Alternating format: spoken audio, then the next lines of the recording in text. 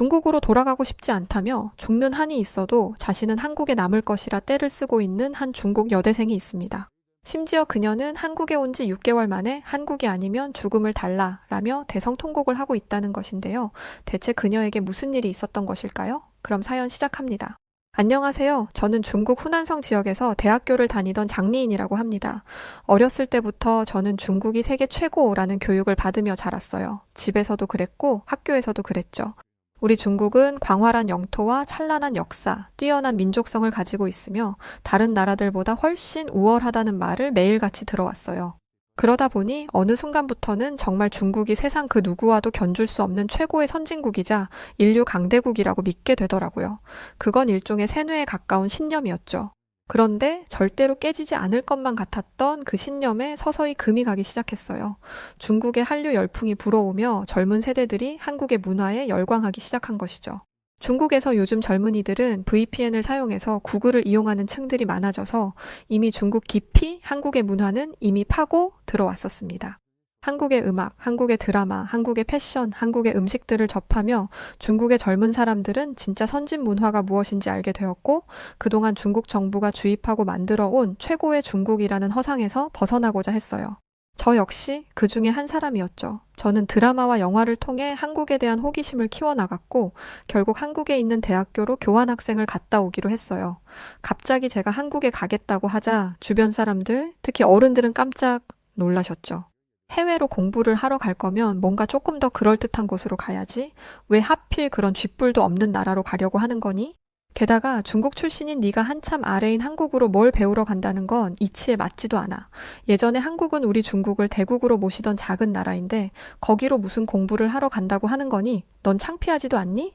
그렇게 말하며 어른들은 제 결정을 한심하게 여기셨어요. 중국에는 이미 다 지나가 버린 중국의 옛 영광에 매몰되어 살아가는 어른들이 많은데 그분들이 보시기에 세계 최고인 중국을 버리고 한국에 가겠다는 제 결정은 참으로 어리석은 것이었죠. 하지만 제가 보기에는 중국 어른들이 시대에 뒤떨어진 것 같아 보였어요. 세상 사람들은 이미 한국의 매력에 눈을 뜨고 찬사를 보내기 시작했는데 중국 어른들은 그 뻔한 사실조차 제대로 보지 못하고 있었죠. 저희 집안 어른들은 그저 억지 논리로 한국을 무시할 뿐이었고 얼마 지나지 않아 저는 그런 생트집들을 모조리 뿌리치고 한국 유학길에 올랐답니다. 그렇게 자신만만하게 집을 박차고 나왔지만 내심 불안한 것도 사실이었어요. 어른들의 반대를 뚫고 제 의지로 강행한 한국행이었으니까요. 생각보다 한국이 별로이면 어쩌지? 어른들 말처럼 한국이 중국보다 한참 뒤처지는 나라라서 유학 간 보람이 없는 일은 아니겠지? 한참 그런 걱정을 하고 있을 때 마침내 비행기가 인천공항에 도착했답니다. 저는 잔뜩 긴장한 채 두리번거리며 입국 심사장을 향해 걷기 시작했죠. 그리고 잠시 후 한국의 우월한 첨단 기술들이 제 마음을 완전히 사로잡아 버렸어요. 한국 공항의 입국 심사장에는 사람들의 신원을 빠르고 정확하게 확인해주는 최첨단 장비들이 설치되어 있었는데 그 때문인지 이곳은 공항이라기보다는 꼭 SF 영화에 나오는 우주 정거장 같다는 느낌이 들었습니다. 게다가 입국 심사 과정 또한 비현실적으로 빨랐고 공항 내부에는 글로벌 기업이 만든 고가의 로봇 청소기들이 수시로 돌아다니며 청소를 하고 있었어요. 뿐만 아니라 공항 여기저기에 항공권 무인 발급기가 다량으로 설치되어 있었는데 한국 사람들은 이 기계를 사용하는 것이 편안하고 익숙해 보이더라고요. 종합해보자면 이런 최첨단 기술들이 한국인들의 생활에 실제로 녹아들어 있다는 것인데 그것은 한국인들의 생활 수준이 굉장히 높다는 것을 의미하는 것이어서 저는 여기는 중국과 완전히 다른 세상이구나 하는 느낌을 받았답니다. 중국도 과학기술 발전을 위해 많은 노력을 기울이고 있고 실제로 최근 들어 해외에서 투자도 받고 의미 있는 결과물을 내고 있는 것이 사실이지만 그래도 중국인들이 일상생활에서 기술의 발전을 피부로 느낄 수 있는 일은 많이 없거든요. 중국 공항에서는 아직도 입국 심사나 항공권 발권을 대부분 사람이 맡아서 하고 공항의 청소도 전적으로 사람이 담당하는데 한국은 중국과 차원이 다르게 발전하고 있다는 것이 느껴져서 신선한 충격을 받게 되었죠. 그때 한국은 예전부터 중국을 모시던 한참 아래 국가야 하고 한국을 무시하는 발언을 했던 중국 어른이 떠오르더군요. 그 어른이 지금 한국 공항을 본다면 어떤 말씀을 하실까요? 아마 세상이 무너지는 기분이 들어서 아무 말씀도 못 하시겠죠? 저는 그런 생각을 하며 앞으로 제가 생활하게 될 한국 대학교의 기숙사로 향하기 시작했습니다. 나중에 나는 나이가 많이 들어도 그런 꽉 막힌 어른이 되지 말아야지 하고 다짐하며 말이죠. 잠시 후 한국 기숙사에 도착한 저는 2인실을 배정받았고 본격적으로 기숙사를 둘러보기 시작했는데 하나부터 10까지 정말 이곳의 모든 것이 다 마음에 들었어요. 우선 한국 기숙사는 내부가 호텔 수준으로 굉장히 청결하더라고요. 알고 보니 기숙사 자체에서 해충 방역 업체와 계약을 해서 정기적으로 소독을 하고 있음은 물론 창문에도 일반 방충망이 아닌 미세 방충망을 설치하여 아주 작은 벌레까지도 기숙사에 유입되는 것을 방지하고 있다고 하더라고요. 그리고 기숙사 현관과 로비, 각 층의 엘리베이터 앞에는 어김없이 손소독제가 비치되어 있었는데 이런 센스 있는 환경 조성 덕분에 학생들이 보다 위생적으로 생활할 수 있는 것 같았어요. 게다가 기숙사 내부에는 저렴한 가격으로 이용할 수 있는 코인 세탁실도 있었는데 이 안에는 글로벌 기업에서 만든 고가의 세탁기와 건조기, 스타일러까지 구비되어 있어서 학생들이 편하게 의류와 침구를 관리할 수 있게 되어 있었어요. 여기까지만 해도 이미 훌륭한데 이 코인 세탁실의 진짜 매력은 따로 있었답니다.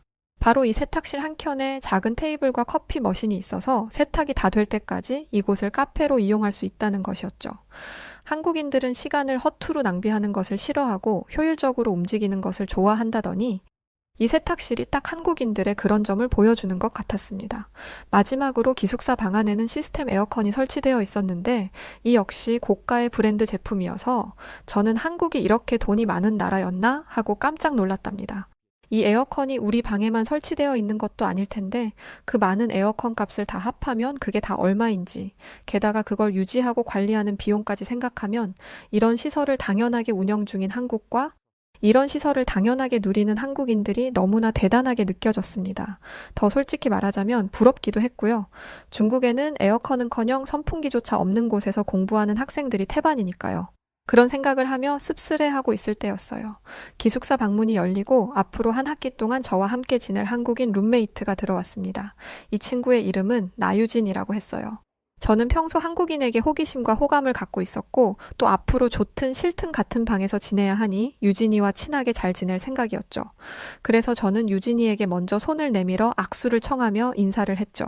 안녕, 나는 중국에서 왔고 이름은 장리인이야. 앞으로 같이 잘 지내보자. 그런데 유진이는 제 악수를 받아주기는커녕 얼굴을 찌푸리는 게 아니겠어요? 저는 유진이가 제 인사를 못 알아들었나 싶어 다시 인사를 하며 유진이에게 한 발자국 더 다가섰죠. 그러자 유진이는 아예 기겁을 하며 뒷걸음질 쳐버리더라고요. 저는 그런 유진이의 무례한 태도에 너무 황당하고 어이가 없어서 너 대체 왜 그러냐고 따져 물었어요. 그러자 유진이는 한참을 난처해하며 말을 못하더니 겨우 대답을 하더군요. 너 방금까지 내 머리를 긁던 손으로 나랑 악수하자고 하면 어떻게 해? 사실 방금 전까지 저는 머리가 가려워서 손톱으로 머리를 긁고 있었고 유진이는 기름진 머리를 벅벅 긁던 손으로 악수를 청한 제 행동을 문제 삼은 것이죠. 솔직히 유진이의 지적이 타당하기는 하지만 저는 창피하기도 하고 어쩐지 유진이가 저를 무시하는 것처럼 느껴지기도 해서 괜히 더 큰 소리를 치며 저도 모르게 말도 안 되는 소리를 하기 시작했어요. 너 그래서 지금 내 손이 더럽다는 거야? 닦으면 될 거 아니야, 닦으면. 진짜 별것도 아닌 걸 가지고 엄청 예민하게 구네. 유진이 너 혹시 결벽증 뭐 그런 거 있는 거 아니야? 전에 중국 어른들이 한국을 무시하고 근거 없이 비난할 때 저는 그런 중국인들과 다르게 깨어있다고 믿어왔는데 사실 알고 보니 제 안에 한국을 향한 열등감이 숨어 있었던 것인지 저도 모르게 유진이에게 날카롭게 이야기하게 되더라고요. 유진이는 그런 제 태도에 크게 당황했고 그날 이후 저희는 어색하게 지내게 되었죠. 첫 단추가 잘못 꿰어지면 나머지 단추들도 제자리를 찾지 못하는 것이 당연한 순서니까요. 저와 유진이는 좀처럼 관계를 회복하지 못했고 저는 유진이가 한번 밉게 보이기 시작하자 유진이의 모든 행동들이 다 아니 꼽게 보이고 꼴값인 것처럼 느껴졌어요. 그 중에서도 특히 유진이가 매일 샤워를 하고 머리를 감는다는 점이 마음에 들지 않았는데 저는 그런 유진이를 보면서 자기가 무슨 연예인도 아닌데 저렇게 깔끔을 떨면서 피부 관리를 하고 참 유난이구나 싶었죠. 그러던 어느 날 유진이가 제 신경을 제대로 긁는 일이 벌어졌어요. 샤워를 하고 나온 유진이가 침대에 누워 과자를 먹고 있는 저를 보더니 대뜸 넌 샤워 안 해? 하고 물어보는 게 아니겠어요? 갑자기 이게 무슨 생뚱맞은 소리인가 싶고 전부터 유진이와는 이런 청결과 관련된 문제가 계속되어 왔기 때문에 저는 순간 짜증이 솟아올랐습니다. 지금 또 나보고 더럽다고 그러는 거야? 너는 너만 깨끗하다고 생각하나 본데 나도 내 나름대로 씻으면서 살고 있으니까 오지랖 넓게 상관하지 말고 너나 잘해. 저는 그렇게 소리를 빽 질렀죠. 솔직히 유진이가 저를 더럽다고 오해하는 게 너무 억울했거든요. 저는 적어도 열흘에 한 번씩은 꼭 머리를 감고 샤워도 한단 말이에요. 물론 매일 샤워를 해대는 유진이가 봤을 때는 턱없이 부족해 보일 수는 있겠지만 그래도 저는 중국 사람 치고 꽤나 열심히 씻는 편이란 말이죠. 중국은 땅이 워낙 넓고 산간오지, 사막 지역까지 사람들이 살고 있는데 그에 비해 상수도 시설이 잘 발달되어 있지는 않아서 각 가정에 깨끗한 수돗물이 한국처럼 원활하게 공급되지 않아요. 그러다 보니 중국인들에게 매일 씻는다는 것은 사치에 가까운 일이죠. 저는 태어나서 지금까지 쭉 그런 문화 속에서 살아왔고 한국에 와서도 중국에서 그랬던 것처럼 적게 씻었을 뿐인데 유진이는 그런 저를 더럽게 여기는 것 같아서 저는 몹시 불쾌했어요. 그런데 다음 날 예상치 못했던 사건이 벌어졌습니다. 갑자기 유진이가 제게 선물 상자를 내미는 게 아니겠어요? 바로 어제 소리를 지르고 싸웠는데 오늘은 선물을 주다니 저는 유진이가 대체 무슨 생각을 하는 것인지 모르겠어서 너무 당황스러웠어요. 유진이는 그저 뜬모를 미소만 짓고 있었고 저는 혼란스러운 마음으로 선물 상자를 열어보았죠. 그런데 선물 상자 안에서 뭐가 나왔는지 아세요? 글쎄, 한국의 유명한 퍼퓸 샴푸와 때밀이 수건, 그리고 한국산 화장품 세트가 나오는 게 아니겠어요? 그것들을 보는 순간 저는 유진이가 저를 놀리는 건가 싶고 너 제발 좀 씻고 다녀라는 말을 이렇게 돌려서 하는 건가 싶기도 해서 참을 수 없이 화가 났어요. 그렇게 제가 또 흥분해서 소리를 지르려던 순간 유진이는 일단 자기 말 좀 들어보라며 다급히 저를 진정시켰어요. 그리고는 제게 충격적인 말을 꺼내기 시작했죠. 장리인, 놀라지 말고 들어. 사실은 너랑 같은 수업을 듣는 학생들 중에 여왕벌 역할을 하는 일본인이 있는데 걔가 너에 대해서 안 좋은 소문을 내고 다니는 것 같아. 알고 보니 저와 같은 시기에 한국에 교환학생으로 온 일본인 학생 하나가 저에게 악취가 난다는 소문을 내고 다녔고 그 소문을 들은 유진이가 안타까운 마음에 저를 도와주려 했던 것이었어요. 어쩐지 수업 시간에 친구들이 저를 피하는 느낌이 들더라니 그런 사정이 있던 것이었더라고요. 그날 저는 두 가지 깨달음을 얻었습니다. 하나는 제 생각보다 목욕이라는 것이 상당히 중요하다는 것이었습니다. 저는 원래 목욕을 하찮은 일로 취급했지만 막상 목욕을 제때 하지 않아 따돌림을 당하게 되자 목욕의 중요성과 가치에 대해 다시 생각해보게 되더군요. 그리고 제게 이런 깨달음을 준 유진이를 통해 저는 한국인들이 상냥하고 마음이 따뜻한 사람들이라는 것을 알게 되었습니다. 찌질하고 한심스러운 저를 그냥 외면해버릴 수도 있었을 텐데 유진이는 선물이라는 현명한 방식으로 제게 올바른 길을 알려준 것이죠. 그날 저녁 저는 유진이가 선물해준 한국 샴푸와 한국 바디워시로 머리부터 발끝까지 깨끗하게 몸을 씻어냈어요. 한국의 화장품을 만들어내는 기술력이 좋아서인지 아니면 저를 생각해주는 친구의 진심이 담겨있기 때문인지 샤워하는 내내 산뜻하고 기분이 아주 좋더라고요. 게다가 한국 제품으로 씻으면 다음 날까지 향기가 유지되었고 씻으면 씻을수록 피부가 점점 좋아졌어요. 하루가 다르게 변해가는 피부를 느끼며 저는 씻는 즐거움을 알아갔고 이제는 누가 시키지 않아도 자발적으로 매일 씻는 사람으로 점점 변화해갔죠. 유진이는 옆에서 그런 저의 변화를 응원해 주었고 저는 유진이를 실망시키고 싶지 않은 마음에 더 열심히 제 자신을 변화시켜 나갔어요. 그러던 어느 날 수업 시간에 저에 대한 나쁜 소문을 낸 그 일본인 친구가 다가오더니 이렇게 말하더군요. 장리인, 너 요즘 완전 달라진 것 알아? 사실 나는 너 처음 만났을 때 네가 어디 시공창 같은 곳에 사는 줄 알았어. 너한테 하도 끔찍한 냄새가 나서 말이야. 그런데 요새는 안 그래. 너한테 나던 악취가 완전 싹 사라진 거 있지? 대체 무슨 마법을 부린 거야? 저는 그 일본인 친구를 향해 가볍게 웃어주고는 마법같이 거창한 건 필요 없다고 난 그냥 멋진 한국 친구를 한 명 사귀었을 뿐이라고 답했죠.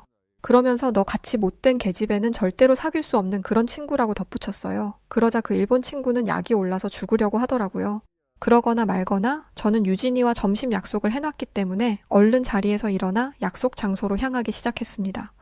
유진이와 점심을 먹기로 한 곳은 학교 근처 패스트푸드점이었는데 이 매장은 주문을 키오스크로 받더라고요. 그런데 생각해보니 요즘 한국은 대부분의 가게에 키오스크를 도입하고 있는 것 같아요.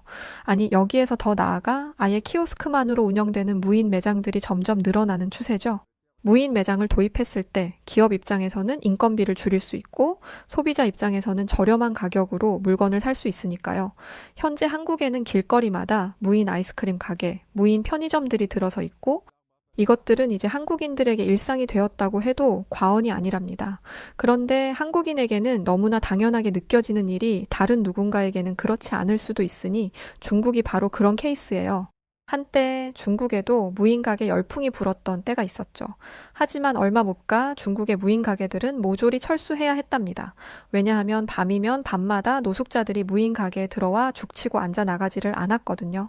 그러다 보니 무인 가게의 장점 중 하나인 야간 운영이 제대로 되지 않았고 결국 가게의 수입에 큰 타격을 입게 되었죠. 그렇다고 낮에는 장사가 잘 되느냐? 그것도 아니었어요.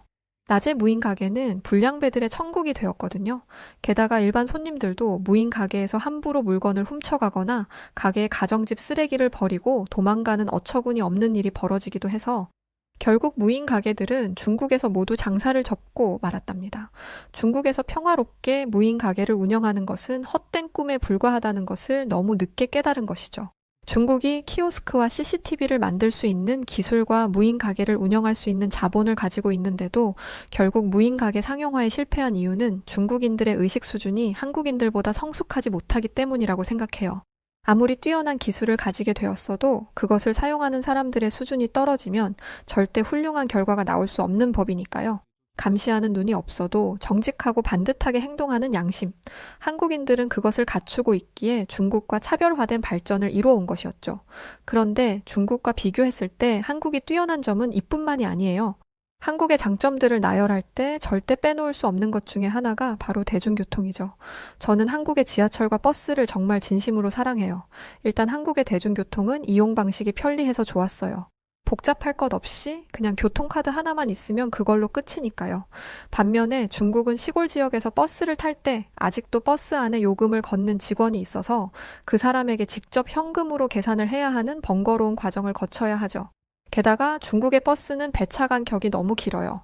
아마 한국인들이 들으면 기절할 정도일 텐데 중국 버스의 배차 간격은 보통 1시간 이상이고 길면 3시간 이상인 경우도 있어서 자칫 실수로 버스를 놓치면 세상이 끝나는 듯한 절망감을 맛봐야 한답니다. 이번 버스를 놓치면 잠깐 기다렸다가 가볍게 다음 버스를 타면 되는 한국과는 아예 다른 세상의 이야기인 거죠. 여기에 날씨까지 한여름이거나 한겨울이라고 생각해 보세요. 그나마 한국의 버스 정류장에는 에어컨이나 히터가 설치되어 있어서 기다리는 사람들의 고충을 덜어주지만 중국 버스 정류장은 그런 서비스가 일절 없답니다. 게다가 중국은 시내버스 안에도 에어컨이 설치되어 있지 않아요. 그야말로 찜통 더위를 생으로 버텨야 하는 것이죠. 반면에 한국 버스는 에어컨과 히터가 설치되어 있을 뿐만 아니라 승객들이 직접 바람 세기까지 조절할 수 있으니 제가 그 모습을 처음 봤을 때 얼마나 놀랐을지 감이 오시죠? 전 정말 이런 훌륭한 서비스에 놀람을 넘어 감동까지 받아서 눈물이 다 날 지경이었어요. 여기에 더해 한국 지하철 안에서는 초고속 와이파이가 빵빵 터지잖아요. 사실 지하철을 타고 멍하니 이동하다 보면 심심할 때가 많은데 한국 지하철에서는 와이파이를 마음껏 이용할 수 있으니 스마트폰으로 웹툰도 보고 동영상도 끊기는 현상 없이 볼 수 있어서 지루할 틈이 전혀 없었어요. 그런데 문제가 있었어요. 한국의 초고속 인터넷은 정말 마성의 매력을 가지고 있어서 문제였는데 한국에서 생활하며 이 첨단 문명을 당연하게 누릴 때는 몰랐는데 나중에 중국으로 돌아온 뒤 원래의 느린 인터넷 속도를 마주하게 되자 얼마나 당황스럽고 절망스럽던지요. 정말이지 제가 그동안 얼마나 한국의 선진 문화에 물들어 있었던 것인지 깨닫게 된 순간이었죠. 저도 모르는 사이 한국에서 저는 정말 즐겁고 알찬 시간을 보냈던 것이었어요. 하지만 교환학생 신분인 제가 한국에서 머물 수 있는 시간은 정해져 있었고 저는 유진이의 배웅을 받으며 중국으로 돌아가야만 했습니다. 공항에서 중국행 비행기에 타기 직전까지 중국에 돌아가기 싫다고 얼마나 울었는지 몰라요. 고작 1년도 한국에서 지내지 않아 놓고 이렇게 말하는 게 우습지만 저는 평생을 살아온 중국보다 한국에 더 큰 애정을 느끼고 있었죠. 할 수만 있다면 이대로 한국에 쭉 눌러앉아 살고 싶은 심정이었어요. 하지만 그것은 제 바람일 뿐 결국 저는 아쉬운 마음을 뒤로하고 한국과 눈물의 작별을 해야 했죠. 그리고 다시 만난 중국은 여전히 실망스러운 모습이었어요. 아니 어쩌면 제가 그동안 한국에서 지내면서 선진 문화에 너무 익숙해져 있었기 때문에 중국이 평소보다 더 후진국처럼 느껴졌는지도 모르겠습니다. 중국 공항을 빠져나온 뒤 저는 한국에서 그랬던 것처럼 주변을 경계하지 않고 걸어가고 있었어요. 그런데 어느새 정신을 차려보니 제 지갑이 사라져 있더군요. 잠시 경계를 푼 것뿐이었는데 그 사이 소매치기를 당한 것이었죠. 그때 저는 내가 중국에 돌아왔구나 하는 실감이 났어요. 그러면서 여기서는 한국에서 유진이와 그랬던 것처럼 편안하게 저녁에 산책을 하거나 이어폰을 귀에 꽂은 채 밤에 조깅을 하는 일은 못하겠구나 하는 씁쓸한 생각을 하게 되었죠. 여기는 더 이상 안전한 한국이 아니었으니까요. 그날 저녁 집에 도착해서 우선 샤워를 하려고 하자 가족들이 깜짝 놀라더라고요. 깨끗한 것 같은데 무슨 샤워를 하냐면서 말이죠. 그런 가족들의 반응을 본 저는 갑자기 너무 답답해졌고 한국과 한국에 두고 온 유진이가 너무 그리웠어요. 한국에 가서 훌륭한 문화를 배운 뒤로 이미 나는 전과 다른 사람이 되어버렸는데 이제 와서 다시 전과 같은 후진국 생활을 하라고 하니 너무 힘들고 외로운 기분이었어요. 결국 저는 울음을 터뜨렸고 왜 그러냐며 절 걱정하는 가족들을 다 무시한 채 제 방으로 들어와 버렸어요. 그날 밤 침대에 누워 저는 한국에서 지내던 꿈 같던 시간들을 떠올려 보았어요. 한국은 위생 개념도 철저했고 모든 일처리 과정이 신속하고 정확했죠. 작게는 음식 배달부터 택배, 우편, 대학교 학적 처리, 공항 업무까지 모든 시스템이 빠르게 착착 돌아갔어요. 저는 그런 한국 특유의 스마트한 분위기와 문화가 너무 좋았죠. 그건 우리 중국은 물론 다른 어떤 나라도 흉내낼 수 없는 한국만의 강점인 것 같아요. 유진이와 기숙사에 살 때 배달 어플로 야식을 시키면 30분도 안 돼서 음식이 짠하고 도착했었거든요. 세상에 어떤 나라가 배달을 시키면 30분도 안 돼서 받을 수 있겠어요. 분명 몇 시간 전까지만 해도 그렇게 세상에서 제일 편리한 나라에서 살고 있었는데 지금은 그렇지 않다는 사실이 저를 정말 우울하게 만들었죠. 그리고 저는 한국의 대학교에서 공부하면서 한국에 대한 충격적인 사실 하나를 알게 되었는데 그건 바로 한국이 원래 잘 살던 나라가 아니었다는 것이었어요. 한국은 약 30년 전에 IMF라는 거대한 위기를 겪으며 나라 전체가 크게 휘청인 적이 있다고 하더군요. 당시 외신들은 한국이 이 위기를 넘기지 못하고 세계 최빈국으로 나앉게 되고 말 것이라 강하게 예측했다고 하죠. 하지만 한국은 모두의 예상을 뚫고 무너진 하늘 아래에서 기어코 솟아날 구멍을 찾아내고 말았어요. 그건 바로 반도체였죠.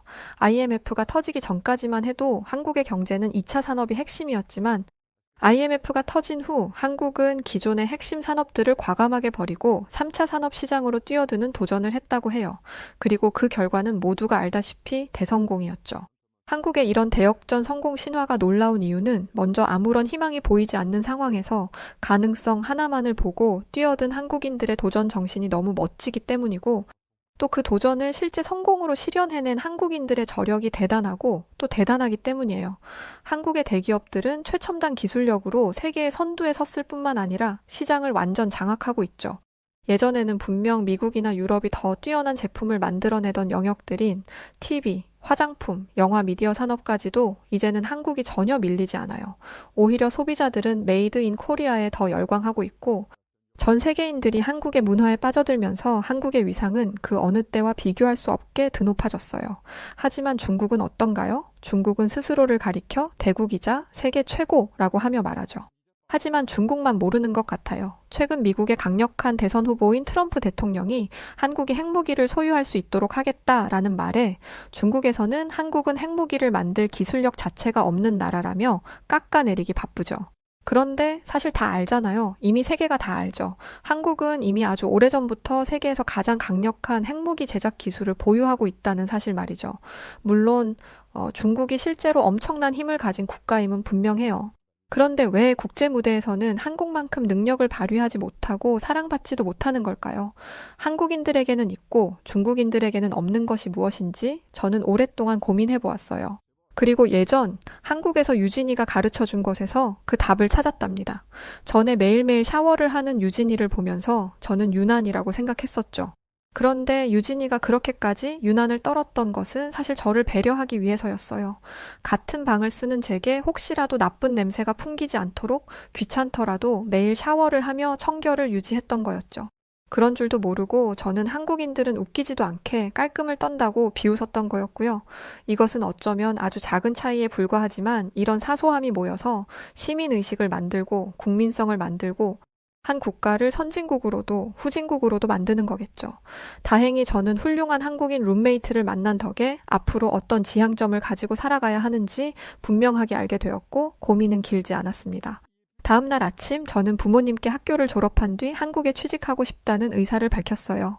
한국에 가서 한국 사람들에게 더 많은 것들을 배우고 싶었거든요. 부모님은 당연히 속상해하셨죠. 방금 귀국한 딸이 또 한국으로 떠나겠다고 했으니까요. 그래서 이번에는 함께 한국에 여행을 다녀오기로 했어요. 부모님들도 한국을 직접 보시면 사랑에 빠지지 않을 수 없을 테니까요. 그렇게 저희 가족은 단체 한국 여행을 결정했고 몇 개월 뒤 저는 인천공항을 보고 두 눈을 휘둥그렇게 뜬 부모님의 얼굴을 보게 되었답니다. 부모님은 대체 이 신세계는 어디냐며 입을 다물지 못하셨죠. 게다가 부모님은 인천공항의 직원들이 하나같이 모두 늘씬하게 키가 크고 예쁘다는 것에도 충격을 받으셨어요. 반짝거리는 피부에 원어민 수준으로 구사하는 영어 실력, 능숙하고 신속한 업무 처리까지 해내는 인천공항의 유능한 직원들을 보며 제 부모님은 감탄에 감탄을 거듭하셨죠. 혹시 한국이 국가 홍보를 위해 저런 예쁘고 똑똑한 아가씨들을 일부러 공항에 데려다 놓은 것은 아니냐며 의심할 정도였어요. 저는 한국의 젊은 아가씨들은 대부분 예쁘고 똑똑하다고, 한국 젊은이들의 평균 미모와 지적 수준이 대단히 높으니 겨우 이 정도에 놀라면 안 된다고 했죠. 이어서 저는 서울에서 제일 유명한 관광지 중 하나인 강남으로 갔어요. 부모님은 강남대로를 빼곡하게 채운 고가의 외제차들과 하늘 높은 줄 모르고 아찔하게 솟아오른 고층 빌딩들을 보며 새삼 놀라신 것 같았어요. 그럴만도 한 게 저희 가족이 사는 후난성은 상대적으로 시골이라 이런 대도시의 풍경을 잘 볼 수 없거든요. 서울은 세계에서 10손가락 안에 꼽히는 대도시이니 시골 출신인 저희 부모님께서 바로 감당하시기에는 벅찰만 하죠. 그래서였을까요? 원래는 중국에 대한 자부심이 대단한 저희 부모님이 갑자기 충격적인 말을 꺼내셨어요. 장리인, 너 한국에서 살고 싶다고 했지? 엄마 아빠는 허락하마. 여기서 열심히 일해서 얼른 자리 잡고 그 다음에 엄마 아빠 데리러 오거라. 우리도 여기서 살고 싶구나. 농담과 진담이 반쯤 섞인 부모님의 말을 들으며 저는 한참을 웃었죠. 우선 한국에 사는 것을 허락받은 게 너무 기뻤고 앞으로 한국에서 펼쳐갈 제 미래가 기대되고 설렜거든요.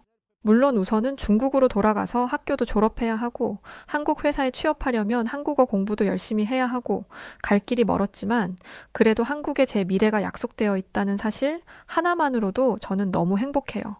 한국에서 배운 대로 많이 베풀고 배려하면서 즐겁고 행복하게 살아가겠습니다. 중국인들이 싫으시겠지만 한국을 사랑하는 젊은 중국인들도 정말 많답니다. 저의 이야기를 들어주셔서 진심으로 고맙습니다. 열심히 살겠습니다. 자, 오늘 사연은 여기까지입니다. 네, 정말 한국을 많이 사랑하셨던 중국인 분이시네요. 사실 저도 중국 사람들은 좀 내키지 않거든요. 많은 중국인 분들이 장리인 씨 같았으면 좋겠네요. 한국에서 좋은 곳에 취직하시고 행복한 삶 되시기를 응원하겠습니다. 그리고 사연 보내주셔서 고맙습니다.